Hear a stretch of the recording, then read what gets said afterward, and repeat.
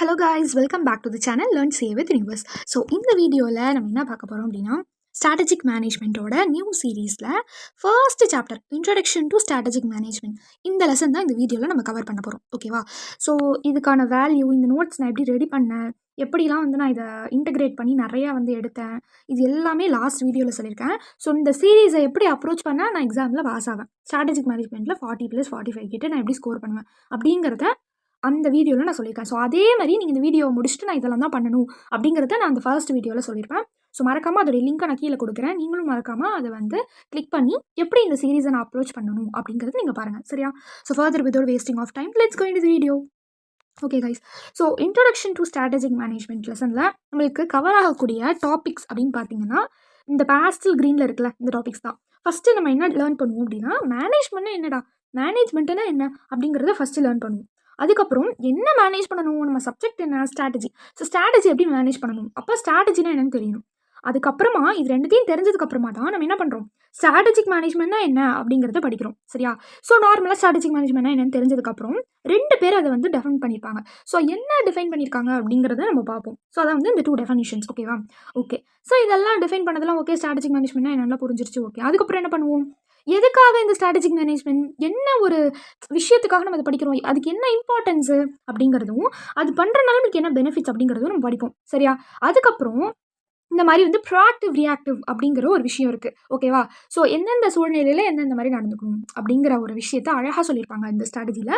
So அது என்னன்னு படிப்போம். அதுக்கப்புறம் strategic intent, heart of the சாப்டரே இதுதான். ஓகேவா? ஸோ இது புரிஞ்சிருச்சு அப்படின்னா இதுலேருந்து தான் ஒரு 5 மார்க்ஸ் கண்டிப்பாக உங்களுக்கு எக்ஸாமில் ஒரு கொஷின் வந்துடும். ஸோ ஸ்ட்ராட்டஜிக் இன்டென்ட்டில் 4 இருக்கும், vision, goals and objectives, values அப்படின்னு சொல்லிட்டு. ஸோ இது நீங்கள் படிச்சிட்டிங்கன்னா கண்டிப்பாக உங்களுக்கு 5 மார்க்ஸ் கன்ஃபார்மாக இந்த 4 திங்ஸ்லேருந்து வந்துடும். இந்த strategic intent, heart of the chapter. So மறக்காமல் இதில் எல்லாம் நீங்கள் பார்த்துக்கணும். ஓகேவா? ஸோ அதுக்கப்புறம் என்னதான் நம்ம ஸ்ட்ராட்டஜி மேனேஜ்மெண்ட்லாம் பண்ணாலும் இதுலேயும் ஒரு சில லிமிடேஷன்ஸ்லாம் இருக்குது. ஓகேவா? ஸோ அதையும் நம்ம பார்த்துக்கணும். அதுக்கப்புறமா 3 லெவல்ஸ் நம்ம பார்ப்போம். ஓகேவா? 3 லெவல்ஸு பார்ப்போம். அதுக்கப்புறமா நெட்வொர்க். ஸோ அவ்வளோதான் பார்த்தீங்கன்னா இந்த சாப்டரில் ரொம்ப ஈஸியாக சிங்கிள் பேஜ்லேயே இந்த என்டையர் சாப்டர் ஓவர் ஆகிடும். ஓகேவா? ஸோ நம்ம டைம் வேஸ்ட் பண்ணாமல் ஸ்டார்ட் பண்ணலாமா? ஸோ ஃபர்ஸ்ட்டு அதில் நம்ம என்ன பார்க்க போகிறோம் அப்படின்னா, மேனேஜ்மெண்ட்னா என்ன, மேனேஜ்மெண்ட்னா என்ன. ஸோ இந்த மேனேஜ்மெண்ட் அப்படிங்கிறத நம்ம 2 பெர்ஸ்பெக்டிவ்ஸில் லேர்ன் பண்ணணும். அது என்ன 2 பெர்ஸ்பெக்டிவ்ஸ், 2 சென்சஸ் என்னது அப்படின்னா, ஃபர்ஸ்ட் சென்ஸ் அதை நம்ம குரூப்பாக பார்க்கணும். ஓகேவா? என்னது குரூப்பாக பார்க்கணும். செகண்ட் சென்ஸ் அது நம்ம ஃபங்க்ஷனாக பார்க்கணும். ஓகேவா? ஸோ ஈஸியாக உங்களுக்கு ஒரு எக்ஸாம்பிள் சொல்கிறேன். இப்போ ஏதோ ஒரு கம்பெனியில் ப்ராப்ளம் ஆயிடுச்சு. ஓகே, போலீஸ் கேஸ் ஆயிடுச்சு. இந்த மாதிரி விசாரிக்கிறாங்க. ஸோ அப்போது இந்த மாதிரி விசாரிக்கிறப்போ அங்கே இருக்கிற எம்ப்ளாயிஸ்லாம் என்ன சொல்கிறாங்க அப்படின்னா, இதுக்கு நாங்கள் பொறுப்பு இல்லைப்பா, மேனேஜ்மெண்ட் தான் பொறுப்பு அப்படின்னு சொல்கிறாங்க. ஸோ அப்போ அந்த இடத்துல எதை குறிக்கிறாங்க, மேனேஜ்மெண்ட் அப்படிங்கிறது ஒரு குரூப் ஆஃப் பீப்புளை குறிக்கிறாங்க. சிஇஓவாக இருக்கலாம், மேனேஜராக இருக்கலாம். ஓகேவா? ஸோ அப்போது அங்கே இருக்கிற ஒரு குரூப் ஆஃப் பீப்புளை குறிக்கிறாங்கல்ல, அது ஒரு சென்ஸ் ஆஃப் மேனேஜ்மெண்ட். ஓகேவா? இப்போ அதே மாதிரி போலீஸ் கேஸ் ஆயிடுச்சு. ஓகே, அப்போ போலீஸ் என்ன சொல்கிறாங்கன்னா, நீங்கள் இந்த மாதிரி பிரச்சனைலாம் நடக்குதுன்னா நீங்கள் மேனேஜ் பண்ணுறது தான் சரியில்லை அப்படின்னு சொல்கிறாங்க. ஸோ அந்த இடத்துல எதை குறிக்கிறாங்க, அவங்களோட ஆக்டிவிட்டி, நீ ஒழுங்காக மேனேஜ் பண்ணலை, ஒழுங்காக நீ பிளான் பண்ணல, ஒழுங்காக நீ ஆர்கனைஸ் பண்ணல, உன் ஸ்டாஃப் நீ ஒழுங்காக வச்சிக்கல, நீ ஒழுங்கான டைரக்ஷனில் போகல, உன்கிட்ட கண்ட்ரோல் இல்லை அப்படின்லாம் சொல்கிறாங்கன்னா, அப்போ இதெல்லாம் என்னது, அவங்களுடைய ஃபங்க்ஷன் சரியில்லை. அப்போ செகண்ட் சென்ஸ் எதை குறிக்குது, ஃபங்க்ஷனை குறிக்குது. ஸோ இந்த மாதிரி மேனேஜ்மெண்ட் அப்படிங்கிற ஒரு விஷயம் பர்டிகுலர் பீப்புளையோ இதுதான் ஆக்டிவிட்டியோ இல்லை, அது 2 சென்சஸில் இருக்குது. என்னது, குரூப் ஆஃப் பீப்புள், ஒரு கீ குரூப் ஆர்கனைசேஷனில் இருக்குல்ல, அதை மேனேஜ்மெண்ட் ஃபர்ஸ்ட் சென்ஸில் சொல்கிறாங்க. ஸோ மேன் பவர், மணி, மெட்டீரியல், டெக்னாலஜி இதெல்லாம் அதில் அடங்கிடும். சரியா? ஓகே, அப்போ செகண்ட் சென்ஸில் என்னது, ஃபங்க்ஷன். ஸோ அதை எப்படி நம்ம ஞாபகம் வச்சுக்கலாம், போஸ்ட் டிசி அப்படின்னு ஞாபகம் வச்சுக்கோங்க. என்னது, POSDC, planning, organising, staffing, directing and controlling. இது எல்லாமே கரெக்டாக இருக்குது அப்படின்னா அந்த மேனேஜ்மெண்ட் கரெக்டாக ரன் ஆகிட்டு இருக்கு அப்படின்னு அர்த்தம். கரெக்டாக? ஓகேவா? ஸோ இவ்வளோ தான் மேனேஜ்மெண்ட். ஸோ மேனேஜ்மெண்ட்னா என்னன்னு தெரிஞ்சிருச்சு. ஓகே, ஸோ நம்ம என்ன சப்ஜெக்ட் படிக்கிறோம், எதை மேனேஜ் பண்ணுறதுக்காக இந்த சப்ஜெக்ட்குள்ளே என்ட்ரு ஆகிருக்கும், ஸ்ட்ராட்டஜி. எது, ஸ்ட்ராட்டஜி. அப்போ ஸ்ட்ராட்டஜினா என்ன அப்படின்னு தான் அடுத்து நம்ம படிக்க போகிறோம். ஸோ இந்த ஸ்ட்ராட்டஜி நீங்கள் ஈஸியாக ஞாபகம் வச்சுக்க வேண்டியது 2 விஷயம் தான். ஒன்று 3D, இன்னொன்று TCS/CA. இந்த 2 திங்ஸ் ஞாபகம் வச்சுக்கிட்டிங்கன்னா ஸ்ட்ராட்டஜிக்கில் என்ன சொல்ல வராங்க அப்படிங்கிறது புரிஞ்சிடும். என்ன சொல்ல வராங்க, ஃபஸ்ட்டு 3Dனா என்ன. ஸோ அந்த இடத்துல நான் எதுக்காக 3D போட்டிருக்கேன் அப்படின்னு பார்த்தீங்கன்னா, ஸ்ட்ராட்டஜி அப்படிங்கிறது ஒரு long range blueprint of an organisation. ஈஸியாக சொல்லணும்னா நான் என்ன வச்சு சொல்கிறேன், இப்போது நான் ஒரு CA ஆகணும், என்னை எல்லோரும் CAவாக பார்க்கணும். ஸோ நான் ஒரு என்னோட ஃபேமிலியில் இருக்கேன் அப்படின்னா என்னை எல்லோரும் CAவாக பார்க்கணும், மக்கள் எப்படி ஒரு ஆர்கனைசேஷனை பார்க்கணும் அப்படிங்கிறது அந்த டிசைன்டு இமேஜ். ஓகேவா? ஓகே, இப்போ நான் CAவாக ஆகணும்னு முடிவு பண்ணிட்டேன். ஸோ இப்போ நான் பிகாம் முடிச்சிருக்கேன், டேரக்ட் என்ட்ரியில் போகலாமா, இல்லை 12th முடிச்சிருக்கேன் சிஏ ஃபவுண்டேஷன்லேருந்து போகலாமா, நான் எந்த டேரக்ஷனில் போகணும். அதே மாதிரி ஆர்கனைசேஷனுக்கும் இருக்கும் இல்லையா. ஸோ அப்போ ஆர்கனைசேஷன் எந்த டேரக்ஷனில் போகணும் அப்படிங்கிறது. அடுத்து வந்து இப்போது என்னோட கடைசி கட்ட கோரிக்கை என்ன இருக்கும், நான் எல்லாம் படிக்கிறேன், இந்த டேரக்ஷனில் போகிறேன், ஒரு குவாலிஃபைடு சேவாக ஆகணும், அவ்வளோதானே. ஸோ அப்போது எனக்கு ஒரு டெஸ்டினேஷன் இருக்க மாதிரி கம்பெனிக்கும் ஒரு டெஸ்டினேஷன் இருக்கும். ஸோ இதை நம்ம ரீச் பண்ணிட்டோன்னா அவ்வளோதான்டா, அதுக்கப்புறம் எல்லாமே நார்மலாக போகும். அதுக்கப்புறம் நம்ம ப்ராஃபிட் மட்டும் தான் நம்ம பார்க்க போகிறோம். ஸோ இந்த மாதிரி கம்பெனிக்கும் ஒரு டெஸ்டினேஷன் இருக்குமா. ஸோ இதுன்னு சொல்ல போகணுன்னா, இந்த நிமிஷத்தில் நான் செத்தா கூட சந்தோஷமாக சாவேன் அப்படிங்கிற ஒரு நாள் வரும்ல.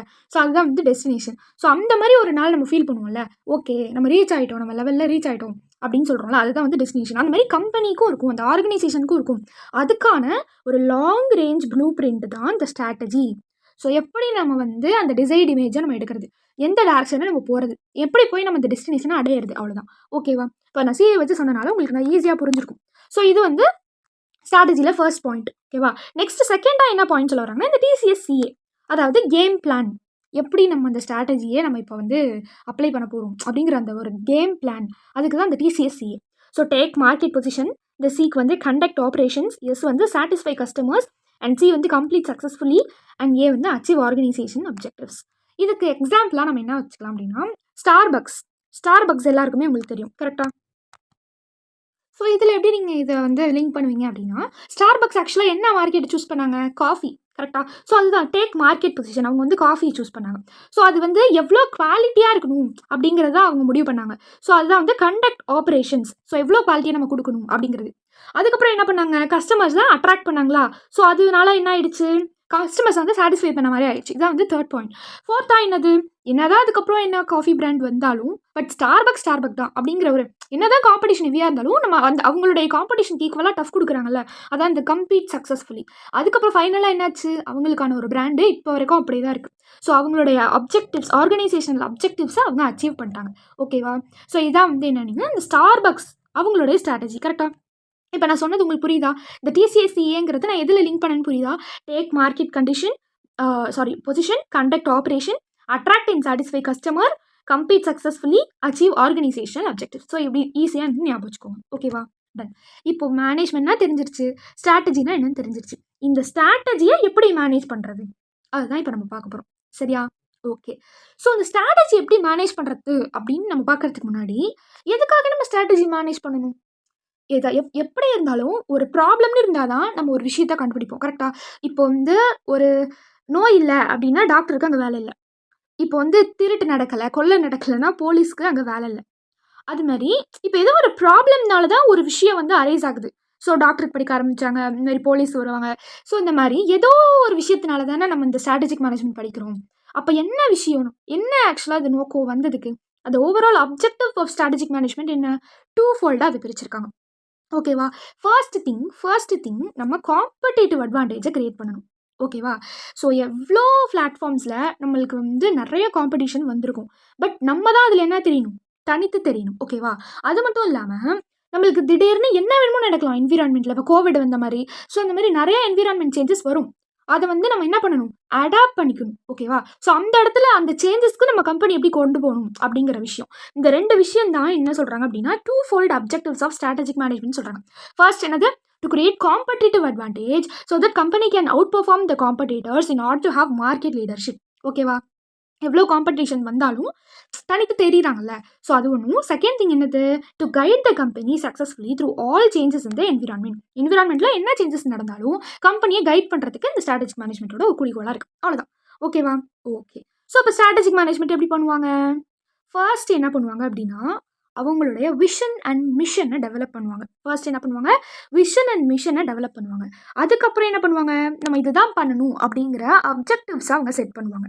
ஓகேவா. அப்படி செட் பண்ணதுக்கப்புறம் என்ன பண்ணுவாங்க, அதுக்கான ஸ்ட்ராட்டஜியை அவங்க கிராஃப்ட் பண்ணுவாங்க.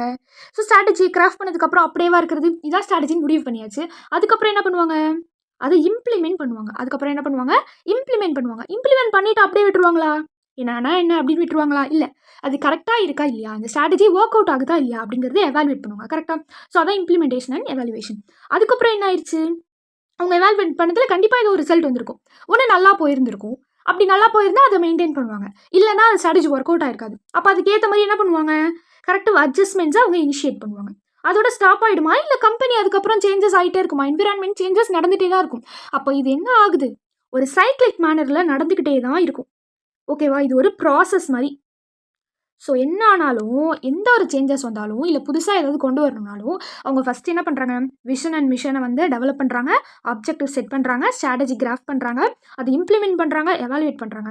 ஸோ அதுக்கேற்ற ரிசல்ட்டை வச்சு அந்த அட்ஜஸ்ட்மெண்ட்ஸை அவங்க இனிஷியேட் பண்ணுறாங்க. ஸோ இது அப்படியே என்ன ஆகுது, ஒரு சைக்கிளிக் மேனரில் போயிட்டே இருக்குது. இவ்வளோ தான் வந்து ஸ்ட்ராட்டஜிக் மேனேஜ்மெண்ட். ஓகேவா? டன். இதை 2 பேர் டிஃபைன் பண்ணியிருக்காங்க. என்ன பண்ணியிருக்காங்க? 2 பேர் டிஃபைன் பண்ணியிருக்காங்க. யார் அந்த 2 பேர் அப்படின்னு பார்த்தோன்னா, Igor H Ansoff and William F டுவேக். ஓகேவா? ஸோ இவர் என்ன சொல்லியிருக்காரு, ஹன்செஃப் என்ன சொல்லியிருக்காரு அப்படின்னா, ஸ்ட்ராட்டஜிக் மேனேஜ்மெண்ட் அப்படிங்கிறது ஒரு காமன் த்ரெட் மாதிரியா. ஓகேவா? யாருக்கும் யாருக்கும் நடுவில், இப்போ இதுதான் ஆர்கனைசேஷன், கம்பெனி அப்படின்னா, இதுதான் வந்து மார்க்கெட். ஓகேவா? ஸோ இதுக்கு இடையில விளங்குற ஒரு த்ரெட், நூல் மாதிரி தான் ஸ்ட்ராட்டஜிக் மேனேஜ்மெண்ட் அப்படின்னு சொல்கிறாங்க. எதனால? ஸோ ஆர்கனைசேஷனில் என்ன நடக்கும், ஆக்டிவிட்டி நடக்கும். மார்க்கெட்டில் அந்த ப்ராடக்ட்டை கொண்டு போய் அவங்க சேர்க்கணும். கரெக்டாக? ஸோ ஆர்கனைசேஷன் ஆக்டிவிட்டிக்கும் ப்ராடக்ட் மார்க்கெட்டுக்கும் இடையில இருக்கிற இந்த காமன் த்ரெட் தான் என்னது, இந்த ஸ்ட்ராட்டஜிக் மேனேஜ்மெண்ட். ஸோ எப்படி அது காமன் த்ரெட் ஆகும்? ஏன்னா எங்கே போய் அது சேரணும் ஃப்யூச்சரில் அப்படிங்கிறத எது முடிவு பண்ணுது, அந்த நூல் தான் முடிவு பண்ணுது. அதாவது அந்த ஸ்ட்ராட்டஜி தான் முடிவு பண்ணுது அப்படின்னு இவர் சொல்கிறாரு. ஓகேவா? ஸோ அதனால தான் என்ன சொல்கிறாங்கன்னா, a common thread among the organization activities and product market that defines the essential nature of the business the organization has or plans to be in the future அப்படின்னு சொல்கிறாங்க. சரியா? இதான் யார் சொல்லியிருக்கா, ஐஹெச் ஹன்செஃப் சொல்லியிருக்காரு. இவர் என்ன சொல்லியிருக்காரு, வில்லியம் என்ன சொல்லியிருக்காரு, ஆக்சுவலாக நீ ஏதோ ஒரு பிளான் போட்டிருப்ப, கரெக்டா? அதை அச்சீவ் பண்ணிட்டேன். எப்படி அச்சீவ் பண்ண, ஏதோ ஒரு பிளான் போட்டிருக்கல, அது ஒரு யூனிஃபைடு பிளானாக இருக்கும், ஒரு காம்ப்ரிஹென்சிவ் பிளானாக இருக்கலாம், ஒரு இன்டகிரேட்டட் பிளானாக இருக்கலாம். அதை நீ டிசைன் பண்ணி அந்த அப்ஜெக்டிவ்ஸை வந்து நீ அச்சீவ் பண்ணிட்டல, அப்போ அது பேர் தான் ஸ்ட்ராட்டஜிக் மேனேஜ்மெண்ட் அப்படின்னு சொல்கிறாங்க. The unified comprehensive integrated plan designed to assure that basic objectives of the enterprise. அந்த என்டர்பிரைஸ்க்கு ஒரு அப்ஜெக்டிவ்ஸ் குறிக்கோள் இருக்கும்ல, அது அச்சீவ் ஆயிடுச்சு. அப்போ என்ன ஆயிருக்கு, அந்த இடத்துல ஸ்ட்ராட்டஜிக் மேனேஜ்மெண்ட் கரெக்டாக பர்ஃபார்ம் ஆயிருக்கு. அவ்வளோதான் சொல்கிறாரு வில்லியம் எஃப் டுவேக். ஓகேவா? இதுதான் என்னன்னா, இந்த 2 பேரும் ஸ்ட்ராட்டஜிக் மேனேஜ்மெண்ட்டை டிஃபைன் பண்ணுறாங்க. இது இவர் வந்து காமன் த்ரெட்னு சொல்கிறாரு, இவர் யூனிஃபைடு பிளான்னு சொல்கிறாரு. அவ்வளோதான். ஸோ ரெண்டுத்துலேயுமே காமனான இருக்க விஷயம் என்ன, ஸ்ட்ராட்டஜியை ஃபியூச்சரில் அச்சீவ் பண்ணுறது. அவ்வளோதான். ஸோ நெக்ஸ்ட் என்ன அப்படின்னா, ப்ரோஆக்டிவ் அண்ட் ரியாக்டிவ். ஓகேவா? ஸோ ப்ரோஆக்டிவ் ரியாக்டிவ் அப்படிங்கிறதும் ப்ரோஆக்டிவ் மட்டும்தான் யூஸ் பண்ணணுன்றதும் கிடையாது, ரியாக்டிவ் மட்டும்தான் யூஸ் பண்ணணுன்றது கிடையாது. ஸோ பார்ஷியலாக யூஸ் பண்ணணும், பிளெண்டாக யூஸ் பண்ணணும் அப்படிங்கிறதா இதில் அவங்க சொல்ல வர கான்செப்ட். எப்படி, தனித்தனியாகவும் யூஸ் பண்ணக்கூடாது. ஓகே, ஸோ எப்படி யூஸ் பண்ணணும், பார்ஷியலாக ப்ரோஆக்டிவ் அண்ட் பார்ஷியலாக reactive. So blend of proactive strategy and reactive strategy தான் வந்து பெஸ்ட்டாக இருக்கும். சரியா? சரி, ப்ரோஆக்டிவ் அண்ட் ரியாக்டிவ்னா என்ன? ஸோ இதுக்கு ஒரு நல்ல எக்ஸாம்பிள் சொல்லணும்னா, ப்ரோஆக்டிவ் அண்ட் ரியாக்டிவ்க்கு ஆப்பிள் சூஸ் பண்ணலாம். ஓகேவா? ஸோ ஆப்பிள் இருக்காங்கல்ல, ஸோ அவங்க என்ன பண்ணுறாங்க அப்படின்னா, ஆப்பிள் சிலிகான் அப்படிங்கிற ஒரு சிப் வந்து டிசைன் பண்ணுறாங்க. ஸோ நல்லா வந்து பேட்டரி லைஃப் இருக்கணும், நல்ல ப்ராசஸ் ஃபாஸ்ட்டாக நடக்கணும் அப்படிங்கிறதுக்காக. ஸோ இதை அவங்க வந்து புதுசாக அவங்க பிளான் பண்ணி இந்த மாதிரி வந்து அவங்க இம்ப்ரூவ் பண்ணுறது, அவங்க மார்க்கெட் பொசிஷன் வந்து இம்ப்ரூவ் ஆகணும், அவங்களுடைய ஃபினான்ஷியல் பர்ஃபார்மன்ஸ் வந்து அதிகமாகணும் அப்படிங்கிறதுக்காக, குட்டாக போகணும் அப்படிங்கிறதுக்காக கொண்டு வந்த ஒரு விஷயம் என்னது, ஆப்பிள் சிலிகான். ஸோ அப்போ புதுசாக இருக்குது, நியூவாக இருக்குல்ல, அதுதான் இந்த ப்ரோஆக்டிவ் ஸ்ட்ராட்டஜி. சரியா? ஸோ இது வந்து ஒரு பிளான்டு பண்ணப்பட்ட ஒரு ஸ்ட்ராட்டஜி. ஸோ அந்த மாதிரி பேட்டரி லைஃப் நிறையா போகணும் அப்படிங்கிறதுக்காக. ஸோ அப்போது அந்த ஆப்பிள் சிலிகான் கொண்டு வந்தது என்னது, proactive strategy. So deliberate actions by managers to improve market position and financial performance. இதுதான் என்னது, ப்ரோஆக்டிவ் ஸ்ட்ராட்டஜி. அப்போ ரியாக்டிவ் ஸ்ட்ராட்டஜினா என்ன? ஸோ இதுக்கு எக்ஸாம்பிளாக என்ன சொல்லலாம் அப்படின்னா, நெட்ஃப்ளிக்ஸ். ஸோ நெட்ஃப்ளிக்ஸ் எல்லாருக்குமே தெரியும். இது இனிஷியலாக என்ன இருந்துச்சுன்னு உங்களுக்கு தெரியுமா? ஸோ இனிஷியலாக அது எப்படி இருந்ததுன்னா, ஒரு டிவிடி ரெண்டல் பிஸ்னஸ். நெட்ஃப்ளிக்ஸ் அப்படிங்கிறது என்னது, ஒரு டிவிடி ரெண்டல் பிஸ்னஸ். ஸோ அது நல்லா தான் போயிட்டு இருந்துச்சு ஒரு ஃபியூ இயர்ஸ் பேக். பட் போக போக என்ன ஆயிடுச்சு, இன்டர்நெட்டு, டெக்னாலஜி எல்லாமே இன்க்ரீஸ் ஆக அவங்களுக்கு இந்த டிவிடி அப்படிங்கிற ஒரு விஷயம் காணாமலே போயிடுச்சா. இப்போ எவ்வளோ பேர் யூஸ் பண்ணுறாங்க டிவிடிலாம். ஸோ அதனால நெட்ஃப்ளிக்ஸ் என்ன பண்ண ஆரம்பித்தாங்க அப்படின்னா, அந்த இன்டர்நெட்டு, இந்த மாதிரி நெட்வொர்க்கு, டெக்னாலஜி இந்த மாதிரி இன்க்ரீஸ் ஆக டெக்னாலஜிக்கல் டெவலப்மெண்ட் அதிகமாக அந்த சர்க்கம்ஸ்டன்ஸ்க்கு ரியாக்ட் பண்ணி சேஞ்ச் பண்ண ஆரம்பித்தாங்க, அடாப்ட் ஆக ஆரம்பித்தாங்க. அதுக்கப்புறமா உருவான அந்த நெட்ஃப்ளிக்ஸ் பிளாட்ஃபார்ம் தான் இப்போ ஒரு குளோபல் என்டர்டைன்மெண்ட் பிளாட்ஃபார்மாக இருக்குது. புரியுதா? ஸோ அந்த அவங்க நினச்சா அந்த டிவிடியே வந்து அவங்க ஒரு பிராண்டாக மாற்றி அதை வந்து சக்ஸஸ் பண்ண முடியும். பட் அவங்க பண்ணலையே, பார்ஷியலாக என்ன பண்ணாங்க, கொஞ்சம் நம்ம சர்க்கம்ஸ்டன்ஸ்க்கும் ரியாக்ட் பண்ணனால தான் இப்போ நெட்ஃப்ளிக்ஸ் அப்படிங்கிறது ஒரு குளோபல் என்டர்டைன்மெண்ட் பிளாட்ஃபார்மாக ஆயிருக்கு. கரெக்டாக? ஸோ அதனால என்ன சொல்கிறாங்க அப்படின்னா, இந்த ரியாக்டிவ் ஸ்ட்ராட்டஜி அப்படிங்கிறது இதையும் நம்ம பார்ஷியலாக யூஸ் பண்ணணும். So adaptive for the reaction to changing circumstances. So unanticipated development and fresh market கண்டிஷனுக்கு நம்ம என்ன பண்ணணும், ரியாக்ட் பண்ணணும், அவ்வளோதான். ஓகேவா? ஸோ ப்ராக்டிவ் அப்படிங்கிறது நம்ம பிளான் பண்ணி நம்ம நியூவாக ஒரு விஷயம் கொண்டு வரணும். நம்ம ஃபியூச்சரில் இப்படி ஆகணும், இந்த இடத்துல இந்த விஷயத்தில் சக்ஸஸ் ஆகணும் அப்படின்னு நம்ம நியூவாக பிளான் பண்ணி ஒரு வெல் பிளான்டு ஸ்ட்ராட்டஜி தான் ப்ரோஆக்டிவ். அதையும் நம்ம பார்ஷியலாக வச்சுக்கணும். மொத்தமாகவே நம்ம ப்ரோஆக்டிவையும் நம்ம இருக்கக்கூடாது.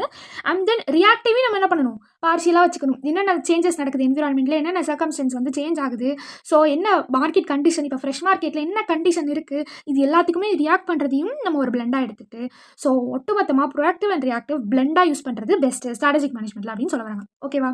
Okay guys. ஸோ நெக்ஸ்ட்டாக என்ன நம்ம பார்க்க போகிறோம் அப்படின்னா, எதுக்கு நம்ம இந்த ஸ்ட்ராட்டஜிக் மேனேஜ்மெண்ட்டுக்கு இவ்வளோ முக்கியத்துவம் கொடுக்கணும், ஸோ என்ன அதில் இம்பார்ட்டன்ஸ் அப்படிங்கிறத நம்ம அடுத்து வந்து நம்ம பார்ப்போம். ஓகேவா? ஸோ அதனால தான் நம்மளுக்கு இவ்வளோ பெனிஃபிட்ஸ் கிடைக்குது அப்படிங்கிறத அடுத்த டாபிக் பார்க்கலாமா? ஸோ நம்ம எல்லாருக்குமே தெரியும், சார்லஸ் டார்வின் அப்படின்னு சொல்லி ஒருத்தர் இருந்தார். கரெக்டாக அவர் என்ன சொல்லியிருக்காரு அப்படின்னா, சர்வைவல் ஆஃப் த ஃபிட்டஸ்ட் அப்படின்னு சொல்லியிருக்காரு. ஓகேவா? சர்வைவல்னா என்ன, நம்ம வந்து சர்வைவ் பண்ணுறது. கரெக்டாக எந்த ஒரு விஷயத்துலையும் வந்து நம்ம என்னால் அதை அங்கே வந்து வாழ முடியும். இப்போ ஒரு அமேசான் காட்டுக்குள்ளே போய் உன்னை விட்டேன்னா நீ உயிர் வாழ்வியா வாழ மாட்டியா அப்படிங்கிறது அந்த சர்வைவல் அப்படிங்கிற ஒரு வார்த்தைக்கு மீனிங். கண்டிப்பாக என்னால் பிழைக்க முடியும் அப்படிங்கிறது. அப்போது என்னத்தை வந்து அவர் வந்து ஃபிட்டஸ்ட்டுன்னு சொல்கிறாரு, இப்படி பண்ணாதான் நீ இந்த பிஸ்னஸ் என்விரான்மெண்ட்டில் நீ பிழைக்கவே முடியும் அப்படிங்கிறது அது என்ன சொல்கிறாரு, எது வந்து ஃபிட்டஸ்ட்டுன்னு சொல்கிறாரு நீ உயிர் பிழைக்கிறதுக்கு இந்த பிஸ்னஸில் அப்படின்னு அவர் சொல்கிறாருன்னா, ஃபிட்டஸ்ட் அப்படிங்கிற வார்த்தைக்கு அது வந்து லார்ஜஸ்ட்டும் கிடையாது, நீ ஸ்ட்ராங்காக இருக்கியான்றதும் முக்கியம் கிடையாது. ஃபிட்டஸ்ட் அப்படிங்கிறது இந்த பிஸ்னஸ் என்விரான்மெண்ட்டில் எந்த சேஞ்சஸ் நடந்தாலும் அந்த சேஞ்சுக்கு நீ சக்ஸஸ்ஃபுல்லாக அடாப்ட் பண்ணுறியா அப்படிங்கிறது தான். ஸோ இது நம்ம இதுக்கு முன்னாடி எங்கே பார்த்தோம், இந்த ரியாக்டிவ் ஸ்ட்ராட்டஜியில் பார்த்தோமா. So partially blended.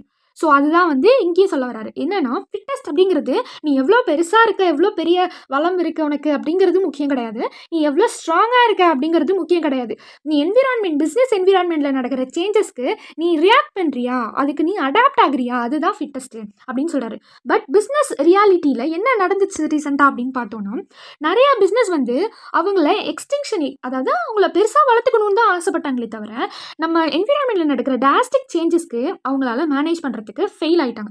ஸோ அவங்களால மேனேஜ் பண்ண முடியல. அதுக்கு பெஸ்ட்டாக ஒரு 3 எக்ஸாம்பிள் தான் யாருன்னு பார்த்தோன்னா, இந்த பஜாஜ் ஸ்கூட்டர்ஸ். ஸோ இவங்க என்ன பண்ண ஆரம்பிச்சாங்கன்னா, இனிஷியலாக அது வந்து ஸ்கூட்டர்ஸாக தானே இருந்துச்சு ஆக்சுவலாக. ஸோ போக போக என்னாச்சு அப்படின்னா, இந்த பாய்ஸ்லாம் வந்து ஸ்டைல் மோட்டார் சைக்கிள்ஸ் தான் வந்து விரும்ப ஆரம்பிச்சிட்டாங்க. ஸோ அது வந்து எல்லாருக்குமே அதுதான் வாங்க ஆரம்பிச்சிட்டாங்க. ஸோ அதுக்கப்புறம் என்ன ஆயிடுச்சு, இந்த பஜாஜ் ஸ்கூட்டர் வந்து அந்த டிராஸ்டிக் சேஞ்சுக்கு அடாப்ட் ஆகலை, அதனால வந்து அவங்க வந்து டிக்ளைன் போக ஆரம்பிச்சிட்டாங்க. அதுமாரி தான் இந்த மர்ஃபி ரேடியோ. ஸோ ரேடியோவில் one of the best brand அப்படின்னு பார்த்தோன்னா இந்த மர்ஃபி தான். பட் இது என்ன ஆச்சு அப்படின்னா, ஸோ அதுக்கப்புறம் நிறைய டெக்னாலஜிக்கல் சேஞ்சஸ்னால டிவி, ஃபோனு இதில் வந்து எல்லோரும் யூஸ் பண்ண ஆரம்பிச்சிட்டாங்க. ரேடியோவில் அவங்களுடைய யூட்டிலைசேஷன் குறைய ஆரம்பிச்சிருச்சு. ஸோ இந்த சேஞ்சுக்கு அவங்க அடாப்ட் பண்ணி அதுக்கப்புறம் நிறையா மர்ஃபியில் கூட அவங்க வந்து என்ன பண்ணியிருக்கலாம், டிசைன் பண்ணி கொண்டு வந்திருக்கலாம். ஆனால் அவங்க அந்த சேஞ்சை அவங்க அடாப்ட் பண்ணிக்காதனால அப்படியே அதுவும் முடிச்சு. ஸோ அதுக்கப்புறம் என்ன ஆயிடுச்சு அப்படின்னா நோக்கியா. ஸோ நோக்கியா நம்ம பார்த்தோம்னா நம்மளுக்கே தெரியும், இது நம்மளுக்கு ரொம்ப ரீசெண்டாக நடந்த விஷயம் தான். என்னென்னா ஸ்மார்ட் ஃபோன் அப்படிங்கிற ஒரு விஷயம். ஸோ அதுக்கு முன்னாடி எல்லாரும் என்னது பட்டன் ஃபோன் தான் யூஸ் பண்ணிட்டு இருந்தாங்க. அது ஸ்மார்ட் ஃபோன் வந்து ஆரம்பிச்சிருச்சு. ஸோ அது வந்து இந்த சாம்சங், ஆப்பிள் இவனுங்களாம் உஷாராக அதை அடாப்ட் பண்ணிக்க ஆரம்பிச்சனால அவனுங்களாம் நல்லா போக ஆரம்பிச்சிது. பட் நோக்கியா என்ன பண்ணிட்டாங்க அப்படின்னா, இந்த பட்டன் ஃபோன்லேயே இருந்துட்டாங்க. ஸோ எஸ் கண்டிப்பாக இப்போலாம் இருக்குதான், நோக்கியாவில் இருக்குதான். பட் நான் சொல்கிறது வந்து அது இனிஷியல் ஸ்டேஜஸில் அந்த சேஞ்சஸை அவங்க அடாப்ட் பண்ணிக்கல. இப்போ இவங்களுடைய க்ரோத்து ரொம்ப ஸ்லோவாக தானே இருக்குது. கரெக்டாக? ஸோ அதான் வந்து இதுக்கு சொல்கிறாங்க. எதுக்கு நம்ம இங்கே இம்பார்ட்டன்ஸில் இதை படிக்கிறோம், இதனால தான் ஸ்ட்ராட்டஜி முக்கியம்னு சொன்னேன் அப்படின்னு சொல்ல வராங்க. சரியா? இதுதான் அதுக்கு இம்பார்ட்டன்ஸ். ஸோ இதுதான் அதுக்கு இம்பார்ட்டன்ஸ். இந்த விஷயத்தினால தான் நம்ம ஸ்ட்ராட்டஜிக் மேனேஜ்மெண்ட்டை முக்கியமாக பார்க்குறோம் அப்படின்னு சொல்கிறாங்க. சரியா? இப்போ ஸ்ட்ராட்டஜிக் மேனேஜ்மெண்ட் தெரிஞ்சனால தானே நம்ம blend of proactive and reactive use பண்ணணும்னு தெரிஞ்சது. ஸோ அப்போ இதனால தான் என்னது, நம்ம ஸ்ட்ராட்டஜிக் மேனேஜ்மெண்ட் இம்பார்ட்டன்ட்னு சொல்கிறோம். ஸோ இப்போ நான் ஸ்ட்ராட்டஜிக் மேனேஜ்மெண்ட் ஓகேடா, நான் இம்பார்ட்டன்ட்னு ஒத்துக்கண்டா, இது நான் ஃபாலோ பண்ணுறனால, இந்த ஸ்ட்ராட்டஜி நான் மேனேஜ் பண்ணுறனால எனக்கு என்ன பெனிஃபிட் கிடைக்கும் எனக்கு அப்படின்னு பார்த்தோன்னா, ஸோ அப்போ அதில் ஃபஸ்ட்டு பெனிஃபிட் என்ன அப்படின்னா, ஸ்ட்ராட்டஜிக் மேனேஜ்மெண்ட் நான் ஆரம்பித்தனால தான் எனக்கு என்ன அது கோல்ஸ் அண்ட் மிஷனே நல்லா டிஃபைன் பண்ண முடிஞ்சுது. இதுதான் ஃபஸ்ட்டு பெனிஃபிட்.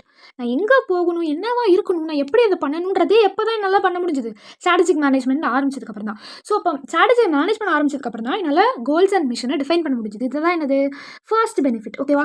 செகண்டு, ஒட்டுமொத்தமாக நான் வந்து எல்லாத்துக்கும் ரியாக்ட் பண்ணிகிட்டே இருந்தேன்னா நான் இப்போ புதுசாக வருது.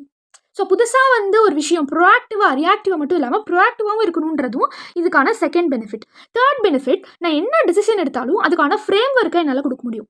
அது மட்டும் இல்லாமல் ஏதாவது ஒரு சேஞ்சஸ் வருது மார்க்கெட்டில் அப்படின்னா, ஸோ அந்த சேஞ்சஸ்க்கு எப்படிலாம் நான் வந்து ரியாக்ட் பண்ணணும், அந்த மாதிரி சேஞ்சஸ்க்கு நான் எப்படி புதுசாக வேறு ஏதாவது ஸ்ட்ராட்டஜி கொண்டு வரணுமா, ஸோ அந்த மாதிரி ஆப்பர்ச்சுனிட்டிஸை கண்டுபிடிக்கிறதும் இதுக்கான பெனிஃபிட் தான். அது மட்டும் இல்லாமல் என்னதான் கம்பெனி நல்லா தான் போயிட்டு இருந்தாலும் நம்மளுக்கும் சில நேரத்தில் சில விஷயத்தில் நம்மளுக்கு என்ன ஆகும், எரர் ஆகும், மிஸ்டேக் ஆகும். அதெல்லாம் நான் எப்படி வந்து டிஃபெண்ட் பண்ணி வருவேன். ஸோ அந்த கார்ப்பரேட் டிஃபென்ஸ் மெக்கானிசமும் இதுக்கான ஒரு பெனிஃபிட் தான். அது மட்டும் இல்லாமல் ஒரு ஷார்ட் டேர்ம்லேயே என்னுடைய பிஸ்னஸ் வந்து என்னோட இது வந்து முடியாமல் லாங்கிவிட்டியாக இருக்கிறதுக்கும் இது வந்து மேம்படுத்துது. இது ஒரு பெனிஃபிட். அது மட்டும் இல்லாமல் சிசிஎன்சிஏன்னு சொல்லுவாங்க, core competencies and core competitive advantage. So இது என்ன அப்படின்னா, இது ரெண்டுமே டெவலப் பண்ணுறதும் இதுக்கான பெனிஃபிட் தான். இது வந்து நம்ம லேட்டர் லெசன்ஸில் சூப்பராக படிப்போம். இதுக்கான விஷயம் எல்லாமே ஈஸியாக நான் சொல்வேன். ஸோ இப்போதைக்கு கோர் காம்பிடென்சி அப்படிங்கிறது சிங்கிள் லைனில் சொல்லணும்னா, ஸோ எந்த விஷயத்தில் என்னுடைய கம்பெனி வந்து ரொம்ப எக்ஸப்ஷனலாக குட்டாக இருக்குது அப்படிங்கிறத நான் கண்டுபிடிக்கிறேன்ல, ஸோ அது டெவலப் பண்ணுறது. ஸோ அந்த விஷயம் தான் வந்து கோர் காம்பிடென்சிஸ் அப்படின்னு வந்து சொல்கிறாங்க. So next competitive advantage single லைனில் சொல்லணும்னா, ஸோ என்னோட கம்பெனி காம்படிட்டர்ஸை விட பெட்டராக பர்ஃபார்ம் பண்ணுது, அதனால் மக்கள் மனசில் நான் தான் ஃபஸ்ட் இருக்கேன். ஸோ புரியுதா நான் சொல்கிறது? ஸோ இதை தான் வந்து என்ன சொல்கிறாங்க, காம்படிட்டிவ் அட்வான்டேஜ். என்னதான் எனக்கு காம்படிட்டர்ஸ் இருந்தாலும் என்னோட வேல்யூ தான் அப்படின்றது தான் இந்த காம்படிட்டிவ் அட்வான்டேஜ். ஸோ இந்த கோர் காம்பிடென்சியும் காம்படிட்டிவ் அட்வான்டேஜும் டெவலப் பண்ணுறது இதோட பெனிஃபிட் தான். ஸோ இப்போ ஃபஸ்ட்லேருந்து என்னென்ன பெனிஃபிட் இருக்குது, கோல்ஸ் அண்ட் மிஷனை டிஃபைன் பண்ணுது, proactive but not reactive, framework for decisions and pathfinder for new opportunities, corporate defence mechanism, enhances longevity and develop core competencies and competitive advantage. இதுதான் என்னது, benefits of strategic management. So half of the lesson வந்து இதில் over ஆயிடுச்சு. ஓகேவா? இதுதான் பார்த்தீங்கன்னா introduction to strategic மேனேஜ்மெண்ட்டில் 50% cover ஆகிற பேசிக்கான விஷயம். இதுக்கப்புறம் நீங்கள் தெரிஞ்சுக்க போகிறது எல்லாமே புது புது விஷயந்தான். ஓகேவா? So network, 3 levels, strategic intend, அதுவும் ஹார்ட் ஆஃப் த சாப்டர் நான் சொன்ன மாதிரி இந்த ஸ்ட்ராட்டஜிக் இன்டென்ட் தான். கண்டிப்பாக இந்த 4 இந்த இப்போ நான் போட்டிருக்கலாம் இந்த ஏரியாவை நீங்கள் கவர் பண்ணிங்கன்னா கண்டிப்பாக 5 மார்க் எடுத்துடலாம். சரியா? ஸோ அதனால் இதுக்கப்புறமும் கூட என்ன பண்ணுங்கள், பார்த்து கவனமாகவும் கவனிங்க. சரியா?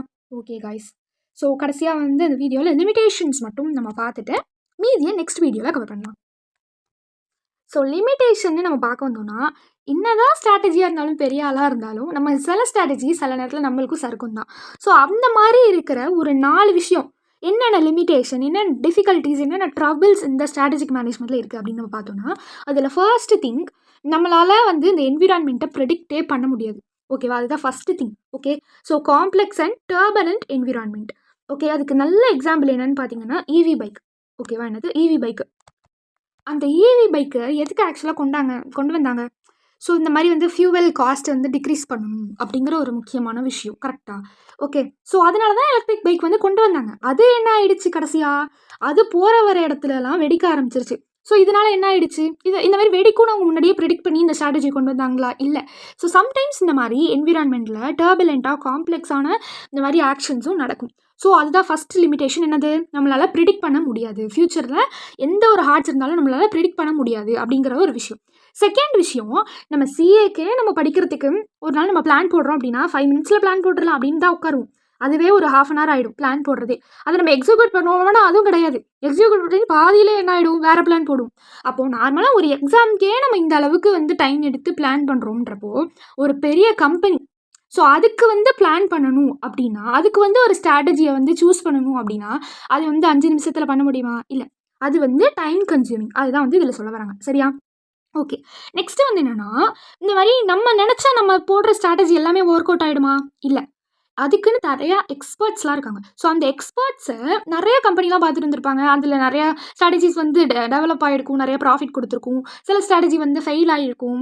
அதெல்லாம் அனலைஸ் பண்ணி தான் ஒரு கம்பெனிலையும் அவங்க பேக்ரவுண்டை வச்சு, இதுக்கு முன்னாடி நடந்ததை வச்சு அவங்க வந்து கொண்டு வருவாங்க கரெக்டாக ஸ்ட்ராட்டஜியை.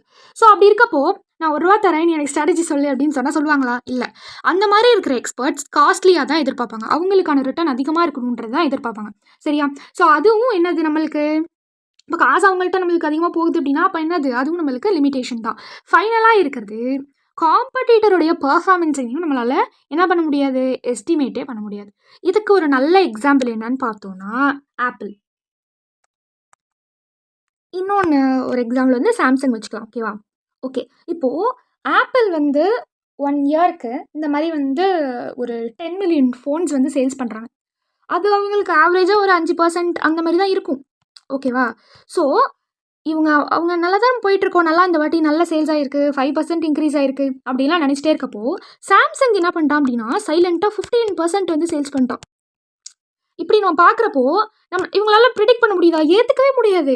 சாம்சங் சாம்சங் பண்ணிட்டான் அப்படின்னு தான் அவங்க பார்ப்பாங்க. ஸோ அது மாதிரி நம்மளுடைய ஆப்போசிட்டில் இருக்கிற அந்த காம்படிட்டருடைய பெர்ஃபார்மன்ஸையும் நம்மளால என்ன பண்ண முடியாது, எஸ்டிமேட் பண்ண முடியாது. இதுவும் என்னதான் இதில் ஒரு லிமிடேஷன் தான். இந்த 4 விஷயத்தையும் நம்ம என்ன பண்ண முடியாது, இந்த ஸ்ட்ராட்டஜிக் மேனேஜ்மெண்ட்டில் காம்ப்ரமைஸே பண்ண முடியாது. ஓகே, என்விரான்மெண்ட்டையும் நம்மளால ப்ரிடிக்ட் பண்ண முடியாது, டைம் கன்சியூமிங்கும் தான் இருக்கும், காஸ்ட்லியாகவும் தான் இருக்கும். ஸோ இந்த காஸ்ட்லிக்கு ஆக்சுவலாக என்னன்னா மைக்ரோசாஃப்ட் அவங்களும் இப்படி தான் வந்து ஒரு ப்ராஜெக்ட் பழசை இழுத்து மூடிட்டு புதுசாக கொண்டு வரேன்ட்டு அவ்வளோ காசு போட்டு இன்வெஸ்ட் பண்ணி கொண்டு வந்தாங்க. ஸோ அதுவும் வந்து இது ஒரு எக்ஸாம்பிள் தான். So costly process. அதுக்கப்புறம் ஃபைனலாக இருக்கிற லிமிடேஷன் என்னென்னு பார்த்தோம்னா, நம்மளுடைய காம்படிட்டர் பர்ஃபார்மன்ஸை நம்மளால் எஸ்டிமேட் பண்ண முடியாது. அது ரொம்ப கஷ்டம். ஓகேவா? ஸோ இதான் பார்த்தீங்கன்னா லிமிடேஷன்ஸ். ஸோ 50% வந்து முடிஞ்சிருச்சு. மீதி இருக்கிறது எல்லாமே நெக்ஸ்ட் பார்ட் ஆஃப் த வீடியோவில் பார்க்கலாம். ஸோ ஏதாவது டவுட் இருந்துச்சு அப்படின்னா கமெண்ட் செக்ஷனில் சொல்லுங்கள். இந்த நியூ சீரிஸ் உங்களுக்கு எவ்வளோ இன்ட்ரெஸ்ட்டாக போணுச்சுன்றதையும் கமெண்ட்ஸில் சொல்லுங்கள். ஸோ இதெல்லாம் முடிச்சதுக்கு அப்புறமா செகண்ட் பார்ட் ஆஃப் த வீடியோவும் மறக்காமல் பாருங்கள். பார்த்து முடிச்சுட்டு கொஸ்டின் பேங்க் சால்வ் பண்ணுங்கள். Let me see you in the next video. Until then, this is Shweta signing off. Thank you.